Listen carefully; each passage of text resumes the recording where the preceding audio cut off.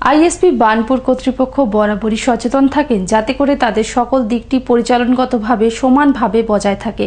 এই উদ্দেশ্যে আইএসপি কর্তৃপক্ষ প্রতি মাসেই ভারতীয় রেলের সাথে একটি করে বৈঠকে মিলিত হন।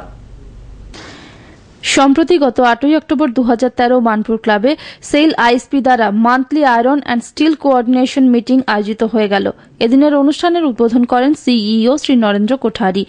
অনুষ্ঠানে উপস্থিত ছিলেন আইএসপি সিইও শ্রী নরেন্দ্র কোঠারি ছাড়াও ED works Shri IC Sahu এবং ভারতীয় রেলের তরফে director rail movement Shri S Biswas, deputy COM South Eastern Railway Shri S Nath, senior DOM ACR Adra Shri Satyam Prakash সহ আইএসপির আরও অনেক উচ্চপদস্থ কর্মীগণ সহ আরও অনেকে।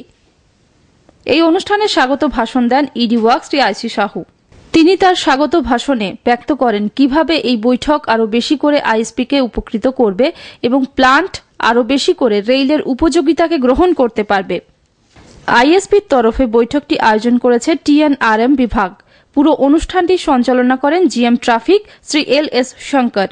সেইলের বিভিন্ন ইউনিট যেমন BSL, BSP, ISP, RSP, RMD, RMC and CCSO এবং অন্যান্য স্টিল প্ল্যান্ট যেমন ভাইজাগ, আরআইএনএল, এনআইএনএল, জেএসপিএল অনুষ্ঠানটিতে অংশগ্রহণ করেছিল। পুরো বৈঠকটি আইএসপি নতুন ইউনিটগুলিকে উৎসর্গ করেছে।